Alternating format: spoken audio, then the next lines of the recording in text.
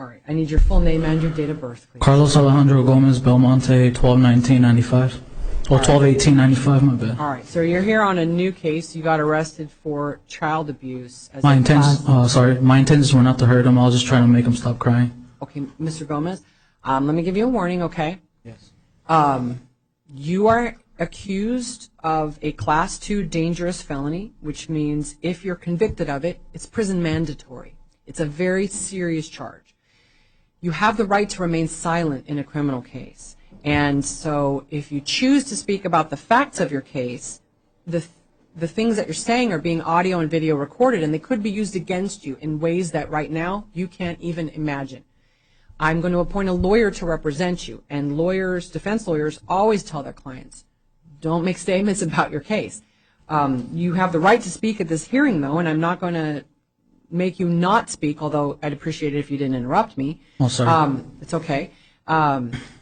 But you need to be very careful about who you talk to, because things that you say to anyone other than your lawyer can be used against you at trial, even if you're just describing what happened to another inmate in the jail. And so you are facing a very serious charge. You are facing a very real possibility of prison.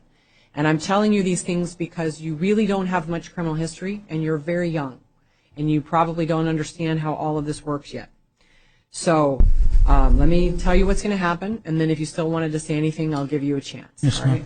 Do you understand the warning I gave you, though, that you do have the right to remain silent? Yes. All right. So I will appoint a lawyer to represent you. Your next court date is going to be a status conference on September 15th at 8:30 in the morning. That will be in the downtown Superior Court. Your preliminary hearing is going to be September 19th. That will be at 8:45. You have a $25,000 secured appearance bond. You have to post it to be released.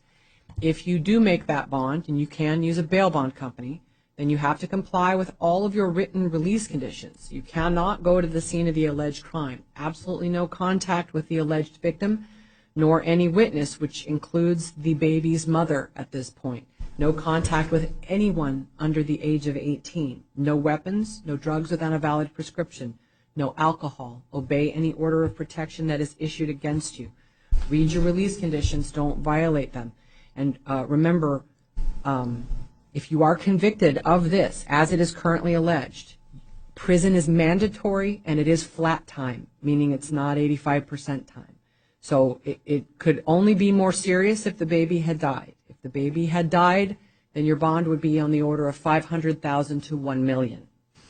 So, was there anything else that you wanted to say? No. All right. If you'll sign on the pad for your paperwork, the clerk will